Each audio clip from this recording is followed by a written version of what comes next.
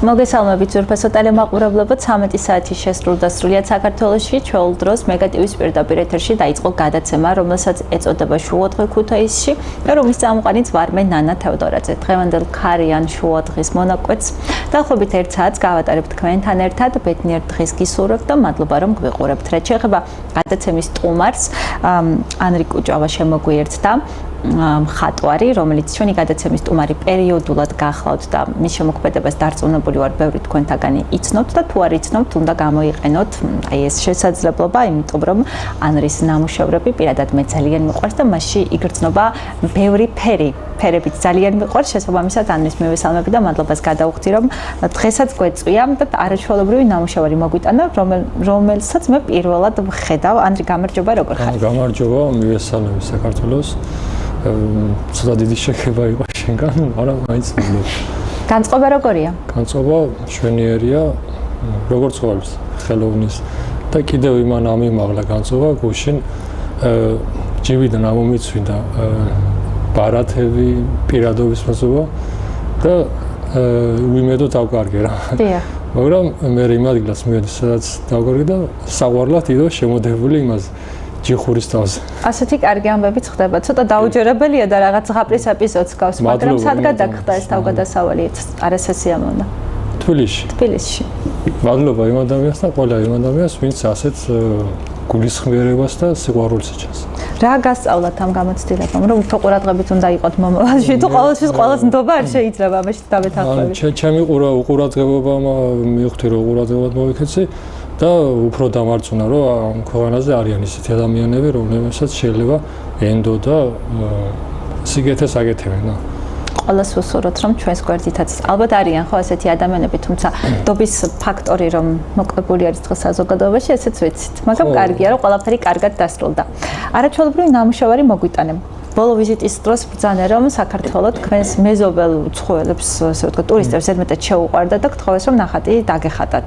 როგორც ჩანს, დაპირებას ასრულება უნდაო, ამაზე არის ნათქვამი და არაჩვეულებრივი ნამუშევარი მოგვიტანე. მოდი მიამბე, როგორ წამოვიდა, საიდან ეს იდეა და როგორ იქნებოდა ეს არაჩვეულებრივი ნამუშევარი?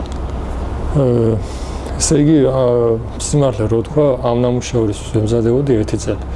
მინდოდა საუკეთესო მასალა, საუკეთესო მოწყობილობა, რომ ეს ნამუშევარი დამიხატა და შემდეგ დავიწყე, ახლა მუშაობ უკვე მე-4 თვეა და დაახლოებით ალბათ კიდე 1 თვე დამჭირდება, თუ რამე ხელს არ შემიშლის რო. ანუ ეს დასრულებული არ არის ეს ნახატი? ჯერჯერობით ასე ვთქვათ 70%. კარგი, დილეტანტის თვალით ახლა დანახული მე ვფიქრობ, რომ არაფერი არ აკრია მაგam. თქვენ რას ფიქრობთ, აი როგორი იქნება დასრულებული ნახატი? ნუ უფრო ტანსაცმელი იქნება გამოკვეთილი, ყურძენი, ბატონი ფისო. ბატონია? იქნებ ქალბატონია. მე მგონი ბატონი ისეთი გამოხედვა. და უფრო ღრუბლები და ცოტა მთებს დავამატებ რას. ეს თქვენი სურვილია? თქვენ თვლით რომ ეს ნახატი არ არის უყოფილი? ხო. მე ვფიქრობ, რომ ჯერ რაც მაქვს ჩემს იდეაში, იქამდე არ ამიყვანელი და ჯერჯერობით არც გაგზავნას ვაპირებ და კარგი.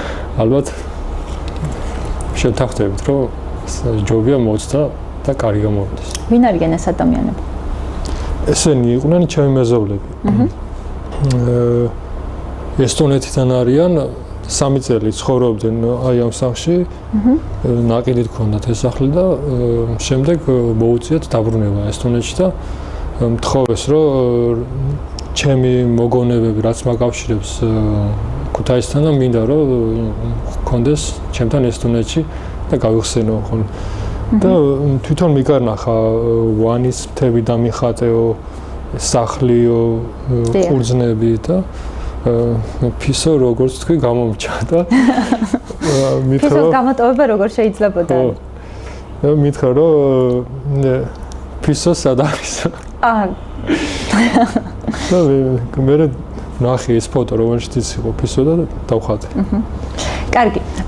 ამ ადამიანების შესახებ მაინტერესებს, იმიტომ რომ ჩვენ ქართველები ვართ და გვიყვარს ხოლმე ესეთი რომ ვიყოთ ამაყები, ხშირად გადაჭარბებულად რომ მხოლოდ მეზობლობა ის ჩვენი ხვედრია, ჩვენ ვიცით განსაკუთრებული სიყვარული, როგორი მეზობლები იყვნენ ეს ადამიანები და რა ურთიერთობები ჩამოგეყალიბდათ მათ, რომ დღემდე რჩებით კონტაქტში და კომუნიკაციებში. მე ვფიქრობ, ქუთაისში ვინ ჩამოდის და ერთი თვე რო გაჩერდება და მე რომ მიფიქრებს რომ უი რა კარი ქალაქი ყოფილა როგორც ნინო ბურჯანაძე თქვა ტელევიზიაში პრომში რო იყო ჩასული და ეს ამ ქალაქიდან კაცი არ წავა აი ისეთი ადამიანი ვინც ჩამოვა ვინც უფრო არამატერიალურ სანამედ სულიერ განცდებს და ემოციებს ეძებს იმნაირ ადამიანისთვის მეგონი რაღაცა ოაზისავით შეიძლება იყოს ქუთაისი და ეს ადამიანებიც ამ სიყვარულმა გააჩერა აქ 3 წელი თორე მე მგონი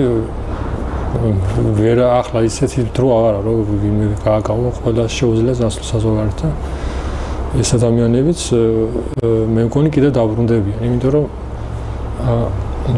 ტილო შემიკვეთა და ისევ აქ სრული რომ დაბრუნდეს და მე მგონი დაბრუნდებიან დარჩებიან ანუ გონიურულია ჭვიგაქვს რომ შეიძლება ამ ნამუშევრის გაგზავნა არ მოგიხდეს და უშუალოდ საქართველოში გადასცე მეც იმდენ ხას მომდე და ისინი ჩამოვიდნენ მალე და არ კარგი, ველოდებოდიო, კარგ მასალასო და რაღაც მოწყობილობებსო ხა. Როგორ შეიძლება გავიგოთ ეს უბრალო რიგითმა დამთვალიერებლებმა, რას ნიშნავს კარგი მასალას ატპოულობ და ეს ფინანსებთან არის დაკავშირებული თუ უბრალოდ საქართველოში მისი ისე ვთქვათ მოპოვება რთულია? რთულია სამწუხაროდ მასალების მოპოვება და ამიტომ მიწევს საზოგადოებიდან გამოგზავნა და რა. თუ არსებობს დაბალი ხარისხის სტილო, რაზეც ჭიმავთ შემდეგ და გრუნდავთ და არსებობს მაღალი ხარისხის, ეს არის მაღალი ხარისხის სელის სტილო.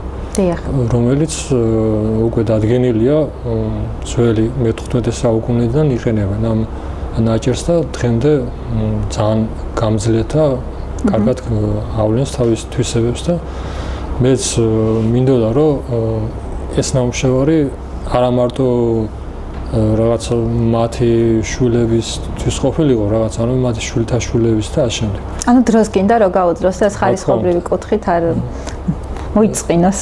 ხო, ანუ საერთოდ ხელოვანი ვინც ქმნის რამეს უნდა რომ დრო გააჩეროს რა. დროს შეჩერებას ემსახურება მთლიანად ხელოვნება და მე შემდეგ მომავალი თაობისთვის შემონახვა რაღაც საძიებლებს. ხელით ჩასაჭირის ასე ვთქვათ. რატომ გააჭიანორ და როგორ ფიქრობ ამ ნახატის დასრულებმა? ეს ბუნებრივი პროცესია თუ უბრალოდ დროში არ ხარ შეზღუდული და გადადებული საქმეა? ხო, ეს როგორც ვთქვით, ეს საშუალებები, ეს ტილო, გრუნდი და ეს შემდეგ ასევე გადავწყვიტე დამეხატა უფრო ფოტორეალისტურად. და ვქნია ამ ნამუშევარს ფენა-ფენა, ანუ ეს არის მესამე ფენა ახლა.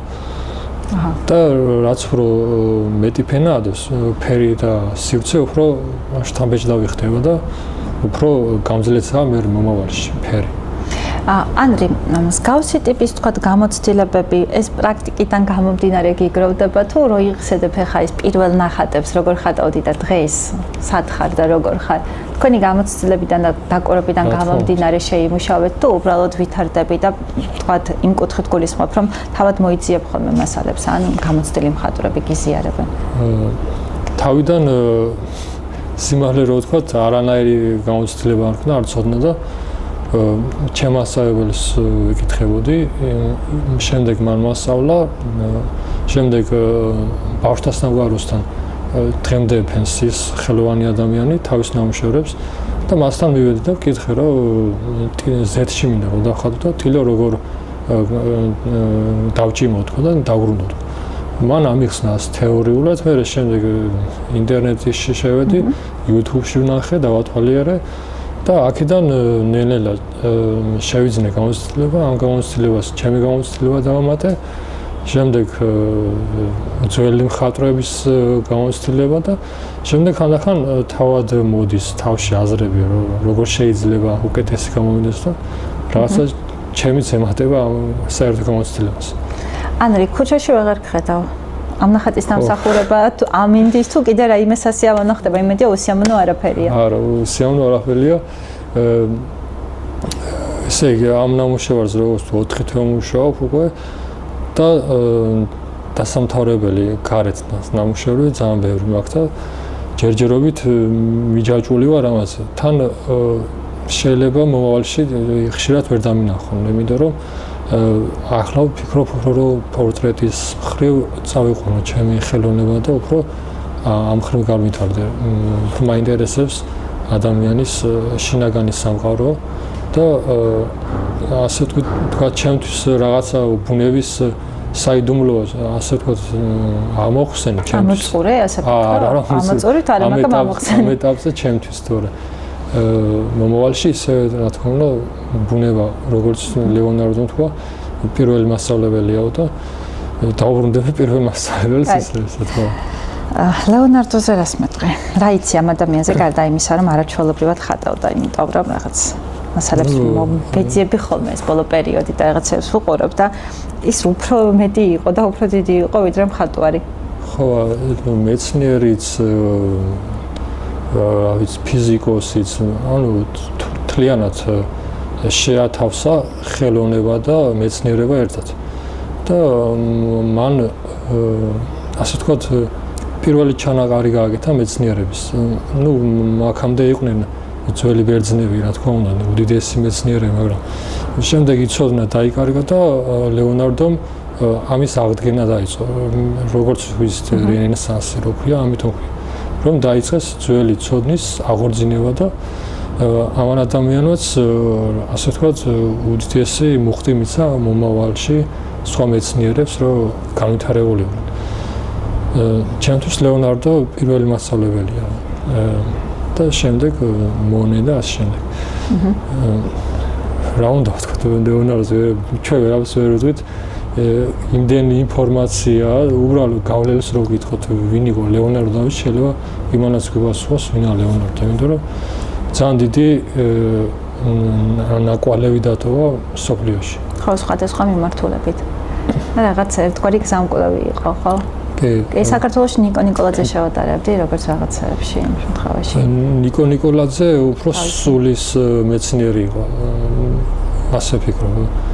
და ლეონარდო იყო უფრო რაღაც მატერიის, ფიზიკის, ბუნების და ასე შემდეგ.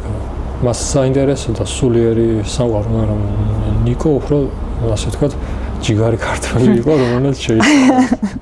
ანუ ლეონარდო არ იყო ჯიგარი. ლეონარდოც ჯიგარი იყო, მაგრამ მან ვერ ჩაწყდა მეგონი სიღმეს თლიანად სულიერებს.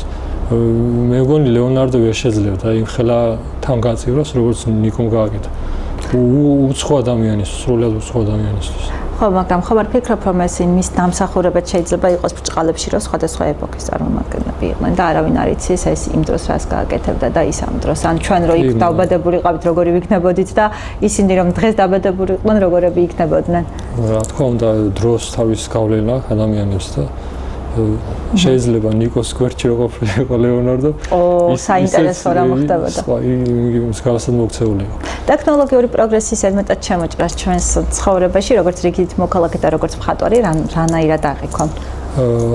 ნუ ისე ლეონარდოს დავუბრუნეთ, ლეონარდო საუკეთესოდ იყენებდა ტექნოლოგიას იმისათვის, რომ თავის ნამუშევრები ყოფილიყო უფრო ლამაზი, დახვეწილი და მშვენიერი. პირველად ფლორენციაში მან შემოიტანა ზეთით ხატვა და პირველ თავის მასწავლებელთან ერთად მოუწია დიტილოზი და ხატვა ერთი ადგილის ანგელოზი და ხატვა და მასწავლებელი რო შევიდა სტუდიაში დამთავრებული რო ნახა მის დახატული ანგელოზი დაღარა ფუჩები და აცი აღარ დავხატაო იმდენად დამეჭდავი გამოვიდა და ამის შემდეგ ზეთით ხატვა ყველა მაითვის ფლორენციაში. ამის გარდა კიდევ ძალიან უამრავი რამე შემოიტანა ხელოვნებაში ახალი ტექნოლოგიიდან. საერთოდ მე ვფიქრობ, რომ ეს საშუალება იმისთვის გვეძლევა, რომ რაც ჩვენი კარგი თვისებები, ჩვენი შესაძლებლობები საუკეთესოდ გამოვავლინოთ. არიან ისეთი ადამიანებს და ასეთი ვიღაც კარგად გამოიყენებს, ვიღაცა სხვანაირ ბოროდად. და ყველას თავის არჩევანი აქვს და ყველამ უნდა გააკეთოს ის არჩევანი, რომელთაც ლეონარდოს გავსად განავით. თქვენს გაქვთ არჩევანი და შესაბამისად, როგორც თქვი, პორტრეტებით გადაცებული ხართ ამ მომენტისთვის. ვინ განაპირობა ეს? არის კონკრეტული ადამიანის დამსახურება? ხო, რომ მიგაჭაჭვათ. მაგ კიდევაც ნათქვამი ადრე ბავშვობიდან, იმიტომ დავიწყე ხატვა, რომ ერთი გოგო იყო, რომელიც მომწონდა სკოლაში და მას რომ მოწონებდა ჩემი ნამუშევრები სკოლაში დამხმოდა. შემდეგ სამხატვრო სკოლაში მივედი, იქ უფრო გავეცანი სიღრმისეულად ხელოვნებას და ასე ვთქვათ, იქიდან მოყოლებული მივეჯაჭვე ამ პროფესიას და რაღაც როდესაც ხატავ უფრო სიწყნარია როა სიმშვიდე სიამოვნებას იღებ როდესაც ქმნი რაღაცას და ეს სიამოვნება ვისაც აქვს განცდილი მე მგონი არასდროს აღარ მიატოვებს შემოქმედებას თუნდაც ის სიამოვნება იყოს რომ მზარეული იყოს კარგი მზარეული მაინდამაც არა საჭირო რომ ხატავდეთ ხოლმე მიქელანჯელოსავით უდიდეს ქანდაკები და თვითონ ადამიანში ყველა ადამიანში არის შემოქმედის რაღაც ნიჭი და ნაწილი და ყველა შეუძლია ეს გამოიყენოს თავის საქმეში. ქონია შემთხვევა რაც 4 ხასიათს ახალ ცხოვრებაში რაღაც ისე ვერ წავიდა როგორც დაგეგმილი ქონდა და ისორობდი და აი მაგალითად ძლივს მოიპოვე სასურველი მასალა, მაგრამ იმედგაცრუების ჟამს ყველაფერს ხელი მოგიდე და რაღაც გადადე. ან ნაგვის ურნაში აღმოჩნდა. ანუ ესეთ იმედგაცრუებები თუ ყოფილა ცხოვრებაში თუ იმედად გიყვარს ეს საქმე რომ ესე ვერ გაუბრასდები საკუთარი ბრას. სულსაც რო ვაკეთებ, იმასაც ვინახავ ნამუშევრსა. იმედგაცრუება ეს არის რაღაცა განვითარება რა. როდესაც რაღაცა განსაცდელი მოგვივა, ეს არ უნდა შეგვეშინდეს, ამას უნდა გადავლახოთ ეს და უფრო ვითარდებით. როგორც კლდეზე არის ადამიანი რაღაც თუ არ გააგრძელა სვლა ვერავას ევით. იქ სირთულეები ხდება, შეიძლება რთული იყოს, მტკივნეული იყოს, მაგრამ საბოლოოდ ყველა უნდა დაძლიოს ეს რაღაცა ის სულიერი თუ ფიზიკური ტკივილი და უნდა ავიდეს ყველა ამ მწვერვალს. მეც ასე ვიყავი, დღემდე ასე ვარ. სხვა ხელოვანები მაგალითად როდესაც დახატავენ თავის ნამუშევრს რო არ მოეწონებათ ან მიგდებული აქვთ ან გადაღებავენ და ხელოვნურად ხატავენ. მე ასეთი რამე არ გამიკეთებ და არასდროს არ გავაკეთებ, იმიტომ რომ დრო რო გადის შეიძლება ის ნამუშევარი საუკეთესო აღმოჩნდეს. ყოფილა თქვენ შემთხვევაშიც გასი მაგალითად. კი, ასე მიფიქრია რომ ცუდი ნამუშევარი გავაკეთე და ასე ნუ შენახული მქონდა ცალკე. და შემდეგ დამითვალიერები და გაუცეულ რატო ფიქრობდი რომ ეს ცუდი იყო და რატო მინდოდა უსამართლოდ რატო მოვეკეცე თავის დროსო და ხანდახან არის ჩვენ ვერ ხედავთ იმის კარგ რაღაცებს სინამუშევარში და სხვა ადამიანი რომელიც ის ხედავს და შემდეგ ვფიქრდებით ხო მართლა შეიძლება კარგი გამოვიდა. ანრი, როგორც მსმენია არაერთ ადამიანს ვიცნობ, რომელიც ხელოვნების სხვადასხვა დარგში არის, მიმოფანტური საბედნიეროდ, რომ რაღაცა ხელოვნებს ფაქიზი ბუნება, რაღაც ჭირვეულები არიან, რაღაცეებს უფრო მეტად გრძნობენ, მითია თუ რეალობა? არ არის მითი, რეალობა. ჩემ თავზე რო ვთქვა, ნუ სიფაქიზე არა, მაგრამ საერთოდ ჭირდება ხელოვნებას ორივე მხარე ჭირდება ის სიხისტეც და სინაზეც. იმიტომ რომ თვითონ როდესაც ქმნი მაგალითად ამ ეს ნამუშევარი ვთქვათ ბავშვის კანს რო ქმნი ის იქ ძალიან ნაზად და თანმიმდევრულად უნდა მუშაობა და როდესაც მაგალითად კლდეს ხატავს ხელოვანი იქ ძალიან უხეში და სწრაფი მონას მიჭირდება.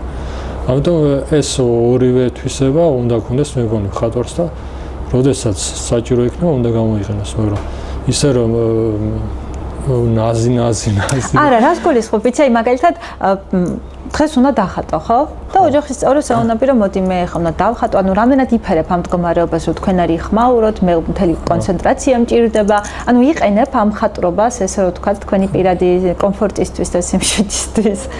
ირგებ ამ დროს კარგად.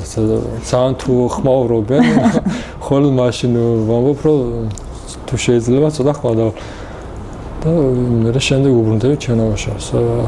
ანუ ყველა ადამიანს მე მგონი შეუძლია რომ რაღაცა როდესაც რაღაცას ვქნით, რაღაცა გავთიშოთ, ასე ხმა დავუწიოთ ჩვენ გონებაში, ხმაურს რომელიც შემოდის გარედან.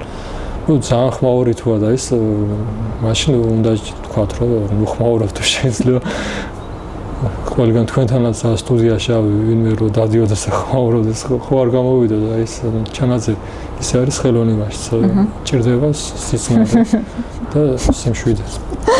ანრი, ანუ ეს იმას ნიშნავს, რომ პორტრეტებს იმ დოზით დაუთმობთ დროს, რომ მაგნოლია თქვენს გარეშე აყვავილდება და არ დახატავს? არა.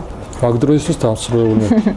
თან მაგ ხესთან დიდი ურთიერთობა მოგავშირებს და რამდენი წელს იცის თქვენი ასე რომ ვთქვათ ეს ურთიერთობები? 2021 წლიდან.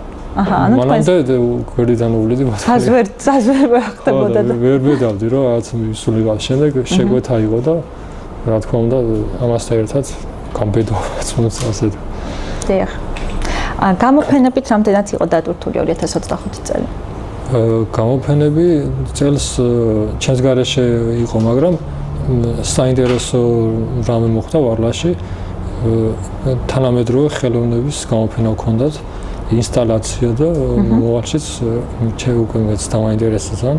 ანუ თქვენი სურვილი არ იყო ჩართულიყავით თუ რატომ არ მოხდა? არც მზად ვიყავი და არც წარმოდგენა მქონდა ამის შესახებ რა შეიძლება გამოსულიყო. იქ რო ვნახე ნამუშევრები, ასე ვთქვათ, მომსა შთაბეჭდილება, ახმოვთოვანა და მეც გამიჩნდა სურვილი. დიახ. ანუ დიდი რაოდენობით არ ყოფილა გამოფენა. ვარლაში სისტემატურად რასაც ვენთ გამოფინეთ და კაკავაძეში ვცდილობთ რომ შევიკრიბოთ ხელოვანები და გავაკეთოთ ჩვენით რაღაცა კარგი გამოფენა, პლენერების გამოფენა. ანრი, ფიქრობ თუ არა რომ ქალაქში რაღაც სხვა სივრცეებიც უნდა იყოს, რომ რაღაც გეგმიური გამოფენები არ იმართებოდეს და რაღაც ესეთი სტანდარტული დახვეწილი საგამოფენო სივრცეების გარდა ითხოვს ხო დღეს უკვე საზოგადოება ცოტა სხვა ფორმატში იყოს ეს გამოფენები. ისევ მივდივართ ფინანსურ სიდუხჭირემდე და მხარდამჭერები არ არიან თუ თქვენი სურვილი არ არის, ცოტა ავანგარდულ სტილში იყოს მუსიკის თანხლებით გამოფენები. სამწუხაროდ ორივე მხრიდან არის ეს მომდობლობა და არა ნაკლები სურვილი რა. თვითონ ხელოვანებშიც უნდა იყოს მაინდა-მაინც 90-იან წლებში რო გავიხსენოთ, სად იყო ასეთ პირობები და გარეთ ფენდნენ და რაღაც ქარხნებში აკეთებდნენ გამოფენას და ასეთ ადგილებში. თვითონ ხელოვანების მხრიდანაც ნაკლებად ასურვილი და ჩვენი თავრობის მხრიდანაც დაინტერესებას ნაკლები. ჩვენ თუ შევაწუხებთ თავრობას, ბოლო-ბოლო რაღაცა გამოვა საერთოდ. ორივე უნდა მოვიმდოვოთ, ორივე მხარე და ერთეული ჩართულობით რაღაც კარგი უნდა გავაკეთოთ. ხომ არ ფიქრობ, რომ მხატვრებში ეს ინტერესის განალება თუნდაც ინტერნეტ სამყარომ გამოიწვია, რომ ერთგვარი პლატფორმა არის, დახატე, განათავსე. ხო, შეიძლება თუ რა ჩაანაცვლა და ცოტა სიზარმაცია. ესეც არის, მაგრამ ამას უნდა ვიყენებდეთ ხალხის გაცნობისას ჩვენ თავს. იქ სულ სხვა არის, როდესაც გამოფენა და ხალხი ეკრიბება, უშუალოდ იმ ხალხს ეცნობი, ისინი რაღაცას კარნახობენ, გეუბნებიან, შენ ითვალისწინებ და ერთობლივად ხდება ორივე მხრიდან აღზრდა ხალხის და ხელოვანის მხრიდან. ეს კარგია Facebook-ი, რომ ვიღაც დაგიწერს წარმატებები მომწონს, ეს ზედაპირულია და იქ უფრო თუნდაც უბრალოდ რო შეხედავ შენ ამუშევართან რომ მიდის ამდენი ხატვარი დამთვალიერებელი ნახულობს და ზოგმა შეიძლება ჩაუაროს, შეიძლება ისე მოხდეს რომ სულ ყველამ ჩაუაროს და არავინ არ შეხედოს და შენ დაფიქრე რატომ იმერო და რაღაც გამოასწორო. ანუ გაზეთაშიც გეხმარება პროფესიული კოშკის გამოფენები. გაუცილებელია გამოფენა, როგორც მუსიკოსთვის კონცერტი, ისე არის ხელოვანისთვის გამოფენა. სხვანაირად თავისთვის უნდა იმღეროს მაშინ მუსიკოსი. სარკიცი. ანრი, თქვენი ნახატები ყოველთვის ძალიან ბევრი ლამაზი ფერით არის ხოლმე გაჯერებული.